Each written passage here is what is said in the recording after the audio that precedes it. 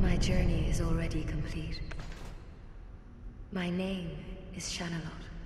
Wow. The dragon Shanalot, gave the me Emerald this name, Herald. For I was born with none.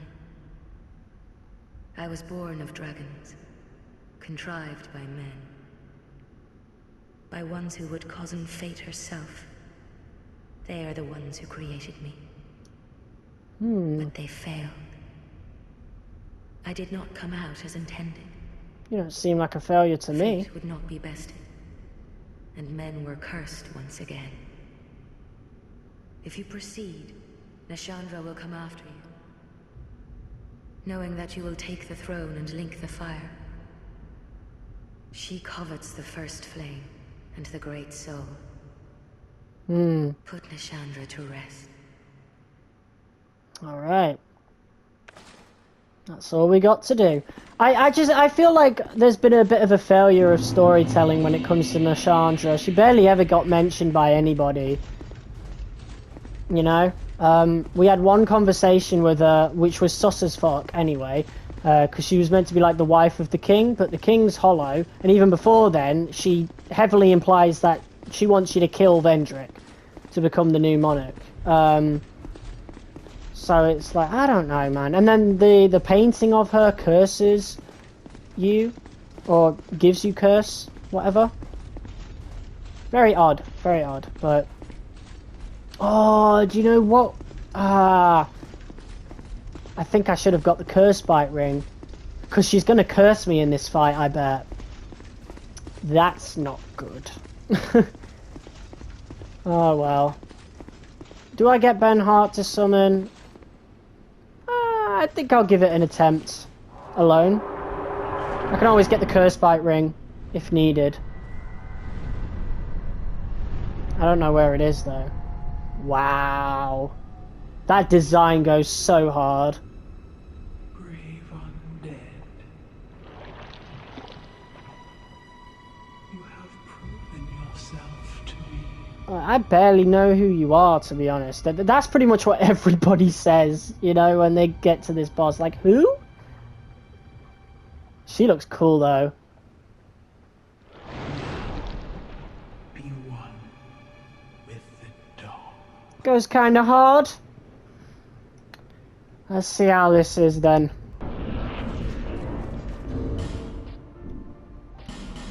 Can I just apply this real quick? Yep, that thing's cursing me. Ow! Okay.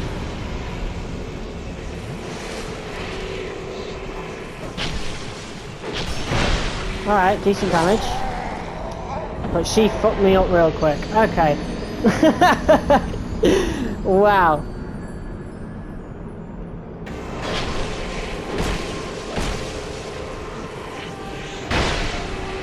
Oh my god. Wow, that is ganky as all hell.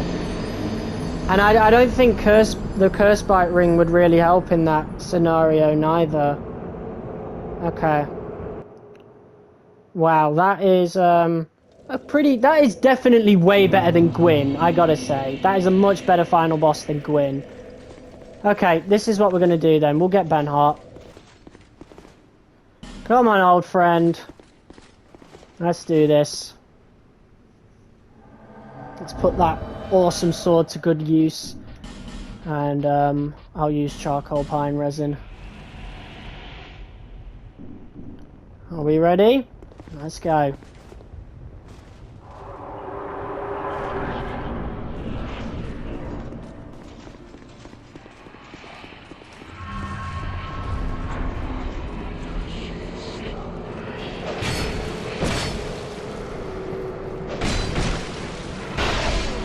Shit. Come on.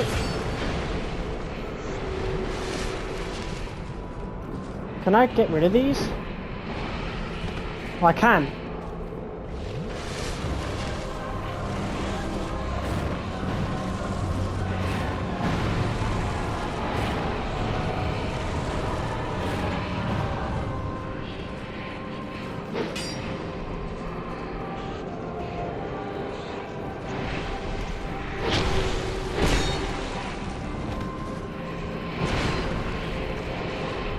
Alright. Shit.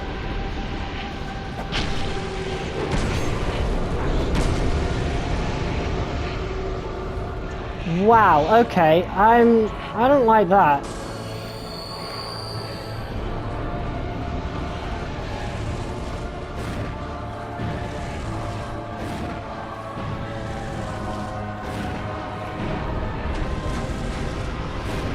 Okay, that's that done.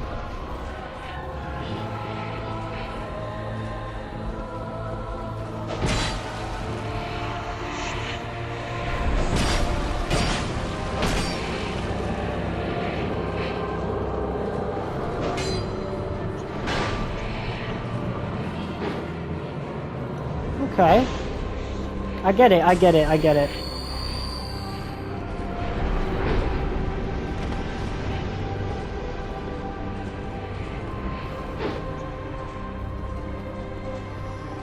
Okay.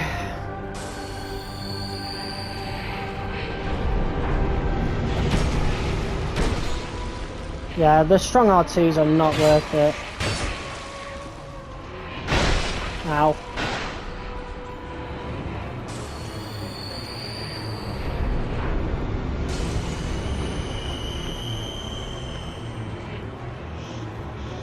Oh wait!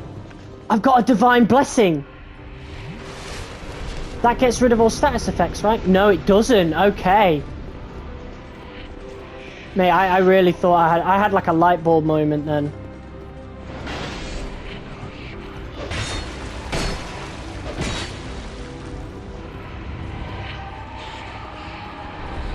Oh, she's casting again. It's only around her though. Ah, shit. Whew. You know what? This fight's not too bad. I actually quite like it. Let's focus on getting rid of them.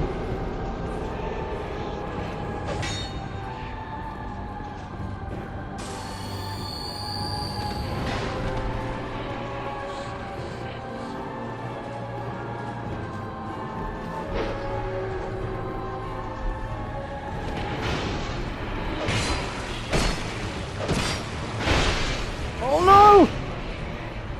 Oh, Jesus, that was close.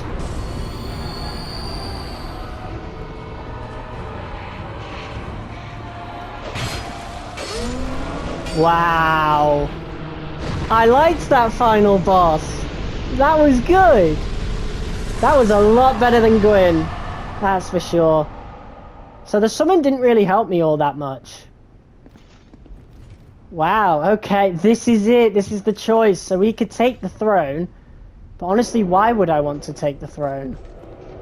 To be real. Proceed to the throne? But why would I want to? What am I actually ruling at this point? What point is there to proceeding to the throne?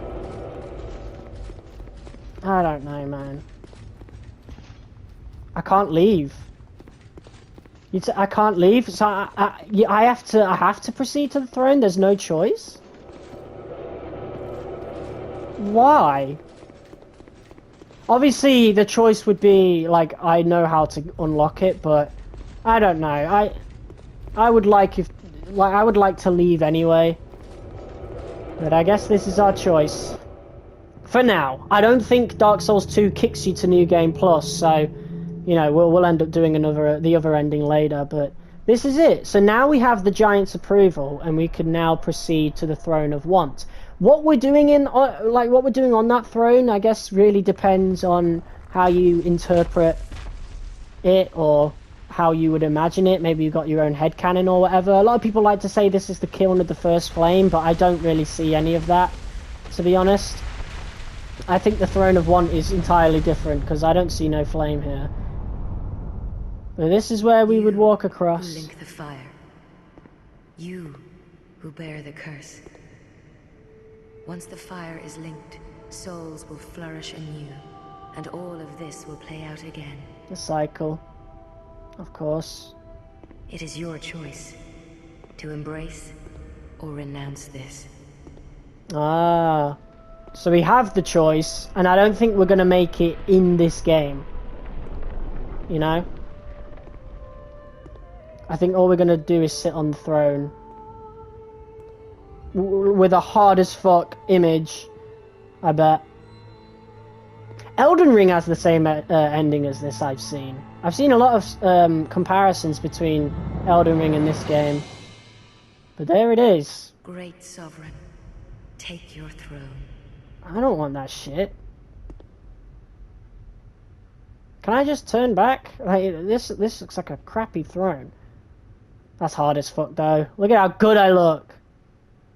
Woo! What lies ahead, only you can see. Well, can I decide to get rid of the curse from here? You're just getting locked in there forever, like... I don't get it, to be honest. And the background soundtrack didn't sound... It sounded a bit ominous as well. There you go. That was Dark Souls 2 Scholar of the First Sin. I have mixed feelings about that. I really do. In a lot of ways, this does improve on Dark Souls 1, particularly in terms of like certain aspects of gameplay. Like it's nice to have a different button for jumping, that's for sure. So like the parkour, like there's a lot less clunkiness to it, but at the same time the movement just, it feels a bit weird. But at the same time, it feels faster than Dark Souls 1. I think the themes that this game presented were really interesting, but it seemed as though it struggled to put it all together. Not just story-wise, but also game-wise, level design-wise. There are some really weird decisions being made here, and you can't give them the excuse of, oh, it was a rushed development, because this is Scholar of the First Sin. This is the re-release, this is what should be fixing a lot of that stuff. And they did make changes, but in some cases, I've heard they made it worse. And in some cases, they definitely didn't fix it. Things like Iron Keep, for example, is just an awful, awful, awful area and should have like half the enemies. But the game also felt a bit aimless to start off with. Like, it wasn't until we got those 4 great souls that the story started to feel like it was picking up. It felt like I was just playing like some sort of fan game, a mod for Dark Souls, and not just its own game, until I got to Drangleic Castle, when things started to come together a little bit. All in all, I don't know how I feel about it. I definitely like it. It's nowhere near as bad as a lot of people say. It is definitely a good game. Better than Dark Souls 1 though? No. Nowhere near it. It's nowhere near as good as Dark Souls 1, but it has its place. It is a good game, and I'm glad I played it at the end of the day. Maybe it might have been a better decision to go from Dark Souls 1 to Dark Souls 3, because I'm interested in the story and the environmental storytelling that, those two games are linked, but I felt like I wanted to do something a little bit different, and, yeah. One thing I will say that Dark Souls 2 definitely did better for me personally, as a more casual, well, not casual, but as someone who hasn't got the skill to do bosses alone and hasn't got the patience either. Dark Souls 2 does a lot better in the boss fight department in terms of doing it alone as a new player. But also the summons. The summons are really interesting, really interesting. I liked the individual characters in this game. They were really good as well. They did that really well. It just comes down to the gameplay, and the enemy design and the level design is just not there. And that does come down to rush development. However, in a re-release, you should be addressing that a little bit more. And things like enemy design and aggro range definitely should have been way, way, way better in a re-release. That's definitely something you could have fixed. That's something that apparently they did tweak. But whether or not they made it better or worse, I don't know. I'd have to play the original game. I can't imagine it's any worse than this, but maybe it was. Anyway, here is my tier list for each individual level in the game. There was a lot more content here than Dark Souls 1. I do prefer, obviously, Dark Souls 1's way of doing things because you know, it was a smaller, more compact experience, and I'm always a quality over quantity guy, like most people should be. But I appreciate what was on offer here, and a lot of these levels were actually pretty good. As you could probably tell, I did like most of them, even the C tier ones. The D tier ones were the ones that I wish either would have been tweaked or weren't in the game in the first place. I love the aesthetic of Undead Crypt, Dragon Shrine, and Iron Keep. Obviously, go check out the live streamed version of this video. It's got the same titles, different thumbnail. But Dragon Shrine was a pain. I didn't know that you had to duel the giants. That's why everybody was bowing around me. My chat didn't manage to tell me until I was pretty much at the end of the level anyway, and everybody was chasing me all the way to the Ancient Dragon. But yeah, go check out the live stream version of this video. I've got timestamps on that video and everything if you guys want to check out anything specific. It started at Old Keep, ended at this particular video. But yeah, in terms of S tier places, there really wasn't a lot here. Of course, I love Dragonlit Castle and Shaded Woods, but everything else is virtually an A tier or a B tier area. It just it didn't stand out as much for me. The areas that did, obviously, were... Some of those levels were just completely ganky and was all out of whack in terms of enemy design. Like, I would usually love an area like the Iron Keep, for example. It's why I rate, you know, Demon Ruins and Lost Izalith so highly, even though the overall design of that area is definitely a step down. I think the aesthetic kind of props it up a bit. And Iron Keep was great. Like, layout-wise, that is exactly what you would have wanted out of Demon Ruins or Lost Izalith, and it just... the enemy design completely ruins it. Dragon Shrine is beautiful, or rather Dragon Area, so I put that up to B tier, but overall it wasn't like too interesting in terms of enemy design and stuff. It wasn't like a fully enjoyable area such as you know, the Lost Bastille, Earthen Peak, Heidi's Tower of Flame. Throne of Want had some really cool bosses there. Nashandra, of course, and Throne Watcher / Defender were really cool. But that's all I've got to say for that. In terms of the boss designs, I actually kind of prefer what they did here compared to Dark Souls 1. Of course, fundamentally, the bosses aren't too different from Dark Souls 1 in terms of like how they fight you, but I thought the summons in this game were great. As somebody who likes to use summons, not just for the use of them, but also just to see the personalities of you know, the NPC summons. I really liked that, and Solaire was one of my favorite parts of DS1. DS2 has more people. Of course, you've got Lucatiel, which is who was one of my favorite characters ever. Really love her story. It's a shame it goes the way it does, but you know, it is what it is. It's Dark Souls. That's just how it goes. But yeah, there were other goofy ones as well. There was this Jester. I think it was Jester Thomas. His name was. He was funny. Bradley had some pretty cool armor. There was this other guy. I forgot what his name was, but he was wearing Havel's armor and had the 2 shields. An absolute tank. He was crazy. But overall, I actually really liked the bosses in this game. A lot of them I do rate quite highly, as you can tell. But the ones that are on S tier are the ones that I found most enjoyable. Mirror Knight especially. Skeleton Lords and Nashandra, as well as the Pursuer, are up so highly because I was able to do those ones alone. Guardian Dragon, I also was able to do alone, which was a really cool fight. But obviously I do prefer the scenery of Mytha and Frasier.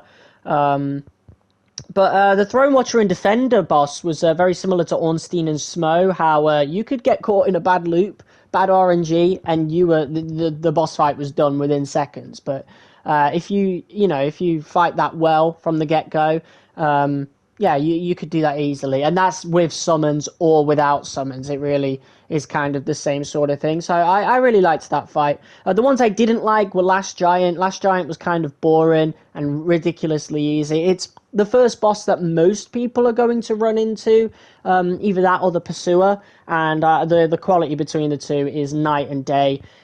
Smelter Demon, that's basically all down to the run to the boss. Of course, he does have some janky hitboxes, but honestly, since you can do that with Lucatiel, I would have put that on like a C tier if not for that run back. That was horrible. Old Iron King is sort of the same thing as well, but even if you do get the bonfire, he is a very boring boss. He's very similar to Last Giant, actually. He's only a little bit more dangerous, but, you know, after the whole experience of that, and that's what you give me, yeah, that was just a horrible boss. But overall, I do like the bosses of Dark Souls 2. I was kind of caught off guard and caught by surprise with how good they were. So yeah, those are my tier lists. Let me know what you think in the comments below, and of course go check out the live stream version of this video, because there's a lot more content there. I just wanted to condense this down into a nice little finale video.